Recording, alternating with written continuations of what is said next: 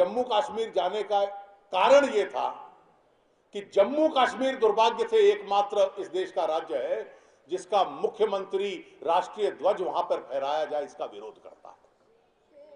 किसी और कोई छत्तीसगढ़ के मुख्यमंत्री ने विरोध नहीं किया। कलकत्ता से शुरू हुई तो वहां के साम्यवादी मुख्यमंत्री बुद्धदेव भट्टाचार्य ने विरोध नहीं किया। उत्तर प्रदेश में से निकली तो मायावती जी ने विरोध नहीं किया, भूपेंद्र सिंह हुड्डा ने विरोध नहीं किया, शीला दीक्षित ने विरोध नहीं किया, बादल साहब और धूमल साहब ने विरोध नहीं किया, क्योंकि आप एकमात्र मुख्यमंत्री हैं जिनको विरोध लगता है। मैंने बार बार कांग्रेस के मित्रों से, नेताओं से भी पूछा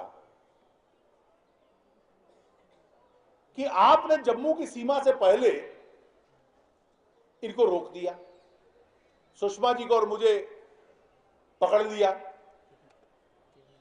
जम्मू में तो कोई तकलीफ नहीं थी, आप जम्मू में क्या संकेत देना चाहते थे? कांग्रेस के मित्र उसको हंस के टाल देते थे, लेकिन मुझे उत्तर मालूम था और इसका उत्तर यह था कि ओमर अब्दुल्ला अलगाववादियों को संकेत दे रहे थे, देखो मैंने जम्मू कश्मीर की भूमि पर भारतीय जनता पार्टी को राष्ट्रीय ध्वज लहराने की अनुमति नहीं दी है। यह उनका वैचारिक दृष्टि पर समर्पण था अलगाववादियों के सामने। It was his psychological surrender to the separatist. मैं आपकी नजरों में अपनी स्वीकृति बढ़वाना चाहता हूं, देश में मेरी स्वीकृति चाहे समाप्त हो जाए। इसलिए वो अलगाव, आपने अगर दृश्य देखा होगा, एक तरफ दिखलाते थे कि आरपी सिंह और शिखा अपने साथियों के साथ डल गेट के ऊपर ध्वज निकालते हैं और पिटाई करते हुए इनको पुलिस की गाड़ियों में थोप देते हैं, लेकिन यासीन मलिक तो लाल चौक तक पैदल चलते हुए अपना झंडा लिए हुए पहुंच जाता है। उसको तो आप लोगों ने गाड़ियों के अंदर डालते हुए नहीं देखा टाइम्स नाउ चैनल के ऊपर। मैं राष्ट्रवादी ताकतों को जम्मू कश्मीर की भूमि पे ध्वज नहीं लहराने दूंगा, यह संकेत था उनका, समर्पण था उनका अलगाववादियों के सामने। और कांग्रेस एक ऐसा राजनीतिक दल जिसकी कोई राजनीतिक दृष्टिकोण नहीं है, जो इस गलती को स्वीकार नहीं कर रहा। 6 साल शेख साहब के कहने पर कश्मीर नीति बनाई, 6ठे साल के अंदर आकर उनको 22 साल के लिए अंदर कर देना। यह जिस दल की दृष्टिकोण था, जो आज भी ईमानदारी से आकलन नहीं कर पा रहा। मेरी बीसीओ कांग्रेस के मित्रों से बात होती है निजी स्तर पर, जब देश का हित आता है, कई बार वो ये भी कह देते हैं हम जानते हैं कि कश्मीर पे आपकी नीति सही थी, लेकिन इस ईमानदारी को राजनीतिक दल के नाते वो स्वीकार करने को तैयार नहीं। और जब उमर अब्दुल्ला ये कर रहे थे तो गृह मंत्रालय और केंद्र सरकार ट्रेन हाईजैक कर लो। अरे रेल और जहाज को हाईजैक करना तो अपराध होता है। 64 लाख रुपए हमारे लोगों ने जमा करवाए।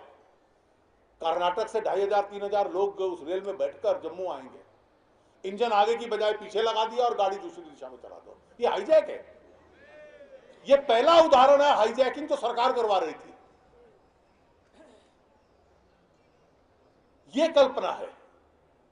और इस परिस्थिति में मैं मानता हूं कि अगर इस देश में एक राजनीतिक मुद्दा ऐसा है जिस पे आक्रामक रूप से हमारे कार्यकर्ताओं को बहस के लिए तैयार रहना चाहिए, क्योंकि हमें इस बात का विश्वास रहना चाहिए, करेज ऑफ कन्विक्शन होना चाहिए कि जो डॉक्टर श्यामा प्रसाद मुखर्जी ने, दीनदयाल जी ने, अटल जी ने कश्मीर के संबंध में सोच बनाई थी, वो इस देश के हित की सोच थी। और इस विषय पे हम याद रखें, बहुत सारे राजनीतिक दल कोई हमारे साथ नहीं है, कोई 2-4 हमारे साथ हो, बाकी हमारे विरोध में है। तो कई बार लोग हमें कहते हैं कि कश्मीर के मुद्दे पर आप अकेले पड़ जाते हो, लेकिन ये अकेलापन बहुत नशीला इसलिए है कि इसमें राजनीतिक नेता साथ ना हो, लेकिन जनता इस मुद्दे पर पूर्ण रूप से हमारे साथ होती है। मैं अंग्रेजी में कहता हूं, we are isolated on our stand on Kashmir, but it's a majestic isolation, जहां जनमत हमारे साथ में है और देश का हित हमारे साथ है। यह विषय कभी किसी धर्म मजहब का नहीं है, हिंदू मुसलमान का नहीं है, ये देश की एकता का है।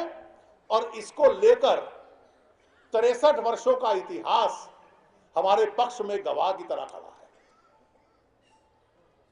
और जब जब यह विषय आएगा, इसकी समझ, इसके सब पहलुओं की समझ आक्रामकता से हम रखें, लेकिन एक विषय स्पष्ट रूप से रखें, जो बार बार सुषमा जी और मैं कह भी रहे हैं, मैंने लिखा भी है कई बार इस पे। वहां की जनता, चाहे जम्मू की हो चाहे कश्मीर घाटी की हो, उन लोगों के जनजीवन पे भी इसका असर पड़ा है। उनकी तकलीफ है, हिंसा से, आतंक से, कन्फ्रंटेशन से उनको तकलीफ पहुंचती है। उनके दुख और पीड़ा को कम करने के लिए, उनके आर्थिक विकास के लिए, वहां शांति का माहौल लाने के लिए सरकार जो भी कदम उठाएगी, हम उन कदमों का स्वागत करेंगे। लेकिन हम लोगों के पक्ष में होंगे, आतंकवादी और अलगाववादियों के घोर विरोधी होंगे। और इसलिए अलगाववादियों के हक में कोई कदम सोचा जाएगा कि राज्यपाल का नाम बदल के सदर रियासत कर दो, ऑटोनॉमी ले आओ, कुछ अधिकार केंद्र से लेकर राज्य को दे दो। केंद्र के पास अधिकार है कितने? Defence, security, currency, foreign affairs, telecommunication, ये 5 अधिकार हैं सिर्फ, बाकी सब राज्य के पास है। और 53 के बाद 2 अधिकार और सुप्रीम कोर्ट और चुनाव आयोग। और 75 में जो इंदिरा जी का और शेख साहब का फैसला हुआ, उसके बाद आतंकवाद से निपटने का अधिकार केंद्र के पास है। इन 8 अधिकारों के अलावा कोई 9वां अधिकार नहीं है। तो जो लोग ऑटोनॉमी की, सेल्फ रूल की बात करते हैं, मैं हमेशा उनसे पूछता हूं, इनमें से कौन सा अधिकार है जो हम केंद्र छोड़ सकता है? आप केंद्र सरकार को इतना बेचारा, इतना कमजोर करना चाहते हैं कि देश को एक ना रख पाए? यह उद्देश्य था। और तिरंगा यात्रा क्यों, जो ये प्रश्न पूछते हैं, इतिहास की इस भूल को सुधारने के लिए भारतीय जनता पार्टी एक एक कदम उठाती रहेगी, इस देश को याद दिलाती रहेगी। और जिन लोगों ने यह समस्या पैदा की है, उन लोगों के सामने ये प्रश्न चिन्ह खड़े करती रहेगी। ये हमारे दल का उद्देश्य है। आरंभ से एक राष्ट्रवादी दल होने के नाते हम इस विषय को उठाते रहे हैं। और हमारे जो भी कार्यकर्ता दिल्ली से और युवा मोर्चा के कार्यकर्ता सारे देश से गए, वो बहुत बहुत स्वागत, अभिनंदन और बधाई के पात्र है। और अंत में एक बार फिर दिल्ली के जो दोनों प्रमुख कार्यकर्ता और अन्य युवा साथी वहां पर गए, उन सब का मैं आप सब की ओर से हार्दिक अभिनंदन करता हूं। बहुत बहुत धन्यवाद।